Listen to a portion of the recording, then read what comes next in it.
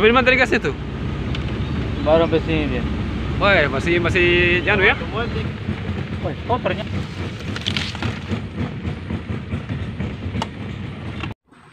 Assalamualaikum warahmatullahi wabarakatuh. Teman-teman penonton yang sedang mampir di channel ini, sekarang saya lagi berada di salah satu tambak tradisional udang windu di Provinsi Kalimantan Utara.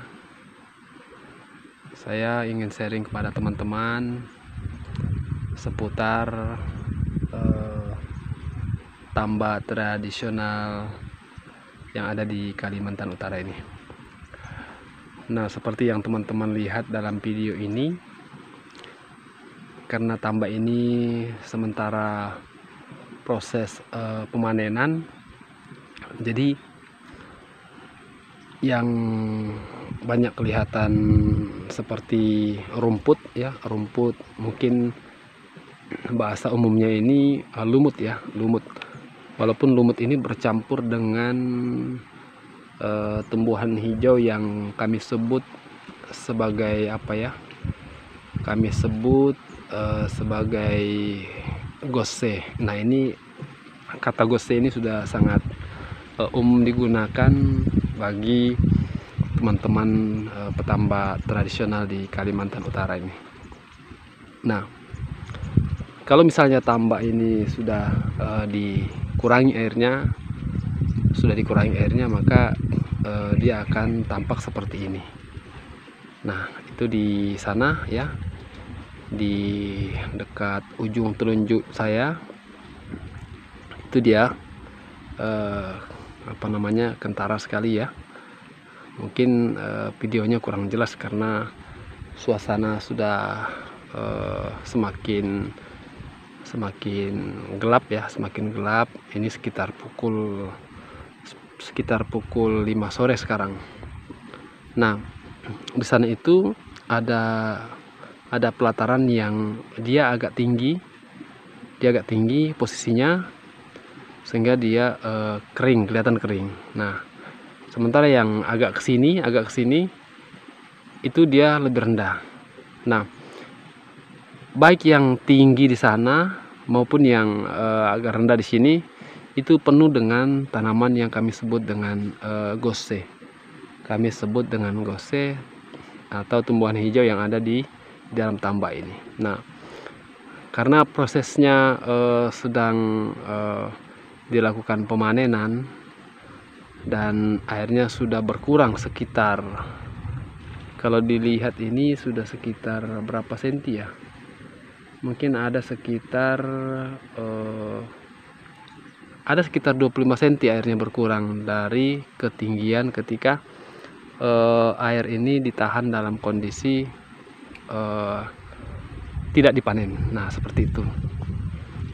Nah, kemudian teman-teman bisa lihat di situ ada banyak burung ini namanya kami sebut burung, mungkin sama dengan di daerah lain namanya burung bangau atau burung putih.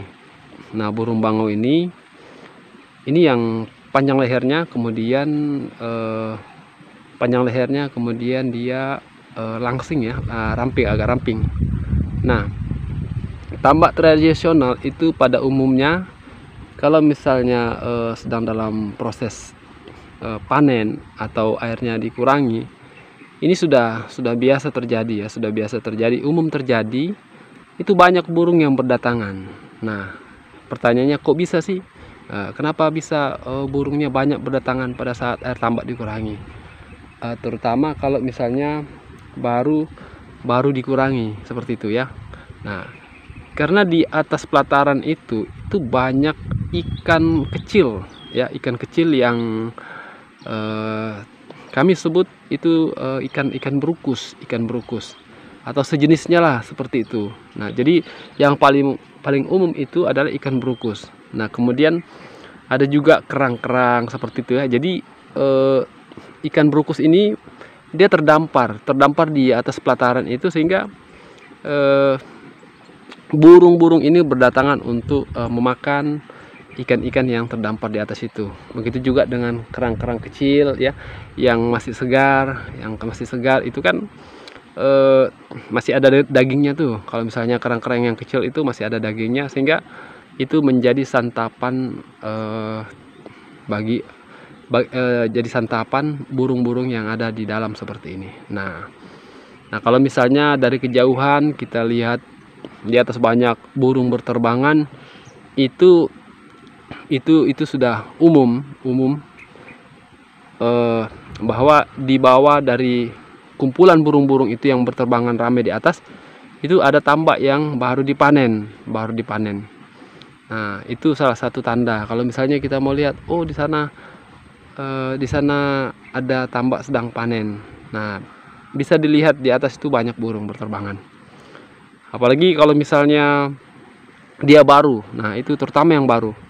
Kalau misalnya yang sudah lama, ya mungkin ada juga burungnya, tapi tidak seberapa banyak. Nah, seperti itu. Nah, jadi teman-teman, tambak tradisional ya seperti ini modelnya. Jadi di dalam itu memang banyak tanaman yang dibiarkan tumbuh, bahkan memang sengaja untuk ditanam dengan maksud untuk pertama menjaga supaya tambak itu tidak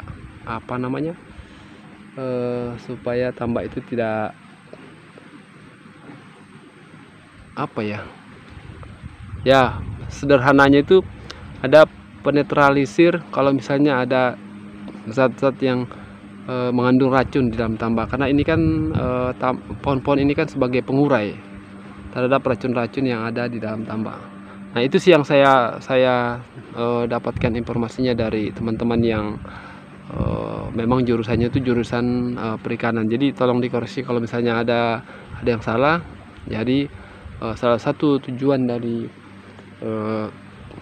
tanaman sejenis bakau ini, kebetulan yang ada ini bakau. Nah, itu tujuannya untuk pertama menetralisir racun, kemudian meningkatkan kadar oksigen yang ada di dalam air yang ada dalam tambak ini, seperti itu. Nah, apakah hanya tanaman bakau? Tentu tergantung si pemilik tambak, dia maunya menanam apa.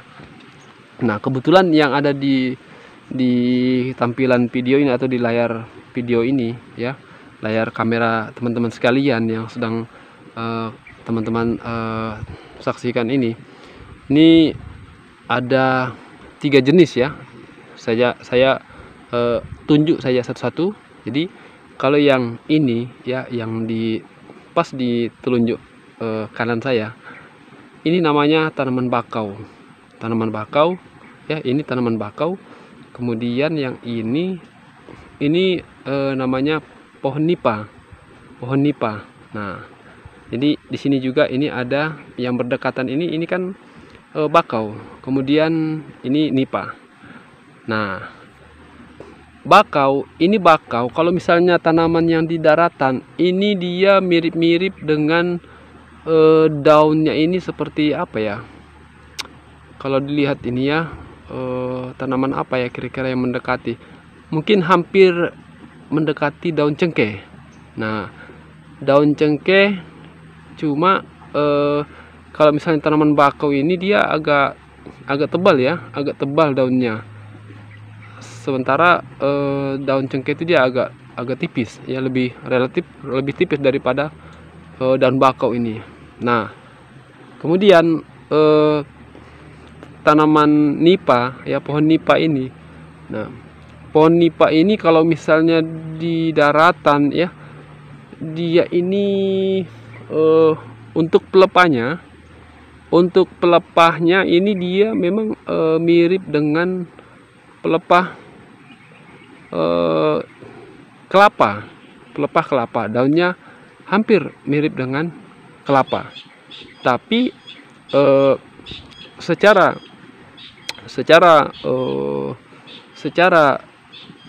spesifik batangnya ini beda dengan kelapa. Nah, kalau kelapa dia bundar, kemudian bisa sampai tinggi menjulang ya. menjulang, bahasanya menjulang artinya tinggilah ke atas, tinggi ke atas. Tapi kalau misalnya bakau, bukan bakau, nipa ini dia hanya di atas permukaan di atas permukaan tanah itu, batangnya dia tidak tinggi batangnya. Nipa ini dia hanya tanaman ini dia melebar, jadi yang banyak itu bertambah, pelepah-pelepahnya banyak bertambah, sehingga dia berkembangnya itu melebar, melebar, bukan dia berkembang meninggi seperti pohon kelapa. Nah, kalau misalnya pohon kelapa itu kan dia berkembangnya, pohonnya itu meninggi, kemudian pelepahnya yang tua jatuh. Nah, kalau ini kan dia beda. Kalau misalnya nipa, jadi begitu ada penambahan pelepah baru, yang tua mati, tetapi batangnya semakin melebar seperti itu. Nah, itu perbedaannya kalau misalnya kita mau lebih spesifik. Dan dari sisi buah ya jauh. Kalau misalnya buahnya nipa ini ya, yang daunnya seperti kelapa ini, buahnya itu dia kecil buahnya. Dia hampir boleh dibilang dia tandannya seperti sawit. Nah, seperti itu dia. Jadi banyak buahnya dalam satu tandan ya, kecil-kecil begitu. Nah, kemudian besarannya itu hampir sebesar kepalan tangan seperti ini, kurang lebih seperti ya. Tapi kan ini karena tangan saya besar, jadi dia tangan saya ini lebih besar daripada buah-buah pohon nipa ini. Nah, itu ya teman-teman sekilas yang saya sharingkan melalui video ini seputar kondisi tambak tradisional yang kebetulan saya berada di Kalimantan Utara, seperti itu. Jadi suasananya seperti ini. Dan satu lagi tanaman yang belum saya sebutkan tadi, itu adalah tanaman parapa. Nah, jadi selain dari nipa, kemudian bakau, ada tanaman parapa. Nah, di sana tuh ada parapa. Nah, parapa.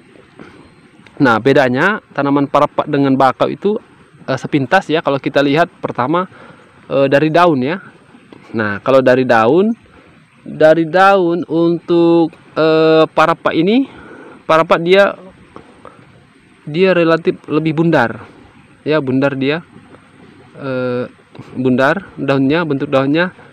Tapi kalau misalnya bakau ini dia agak lonjong seperti itu, agak agak oval, agak oval dia. Nah, begitu juga dengan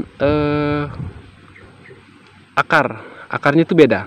Nah, kalau misalnya bakau itu dia akarnya dari atas permukaan tanah itu turun, nancap ke tanah. Dari batang ya, nancap ke tanah. Nah, kebalikannya kalau misalnya parapa itu dia dari dalam tanah itu naik ke atas permukaan tanah. Jadi dia bentuknya itu tajam seperti itu.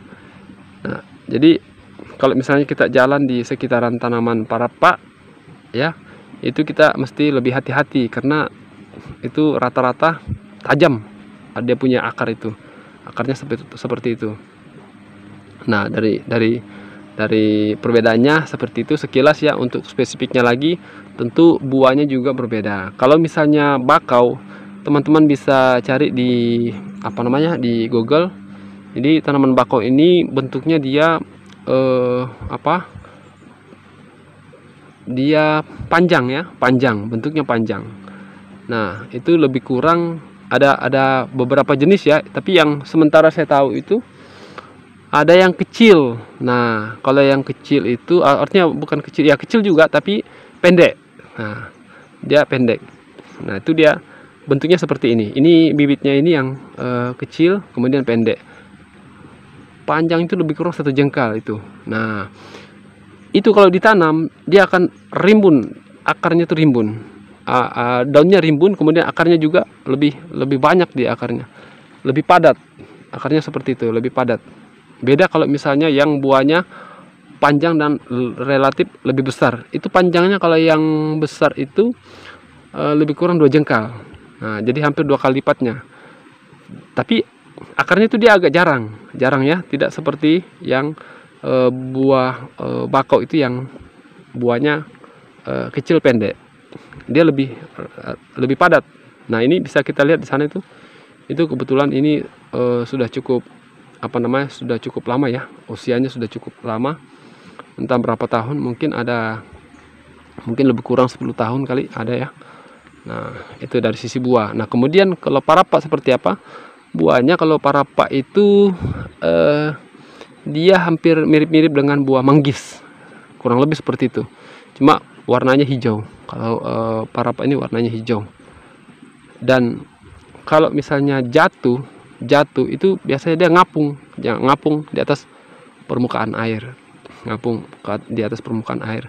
Nah, beda kalau misalnya buahnya buahnya bakau ini, itu karena dia bergelantungan, begitu dia lepas jatuh dari rantingnya ya, itu dia kebanyakan nancap di tanah, makanya biasanya kalau misalnya satu aja pohon bakau ditanam, itu dia bisa banyak di situ berkumpul karena dia nancap dan akan tumbuh bibit-bibit baru tumbuh, sehingga dia menjadi lebih lebih padat untuk di sekitaran induknya itu, seperti itu. Nah, itu teman-teman ya yang saya bisa sharingkan mengenai suasana di dalam tambak tradisional Udang Windu ya, supaya mungkin teman-teman yang belum pernah datang langsung, dia melihat langsung kondisi tambak kondisi tambak tradisional itu seperti apa ya. Seperti inilah, seperti yang saya ceritakan tadi mengenai tanaman atau tumbuh-tumbuhan yang ada dalam itu seperti apa. Seperti itulah umumnya yang saya sudah sebutkan tadi. Adapun jenis lainnya ya masih ada, tetapi yang umum itu adalah 3 ini, parapa, kemudian bakau, dan ini pohon nipah. Oke teman-teman, itu dulu. Terima kasih sudah mampir di channel ini dan sudah menyaksikan video ini sampai tuntas. Semoga ini menjadi pengetahuan bagi teman-teman yang sebelumnya belum tahu ya mengenai tanaman atau tumbuh-tumbuhan yang ada di dalam tambak tradisional Udang Windu. Terima kasih sekali lagi, sampai ketemu lagi di kesempatan berikutnya, di video berikutnya. Wassalamualaikum warahmatullahi wabarakatuh.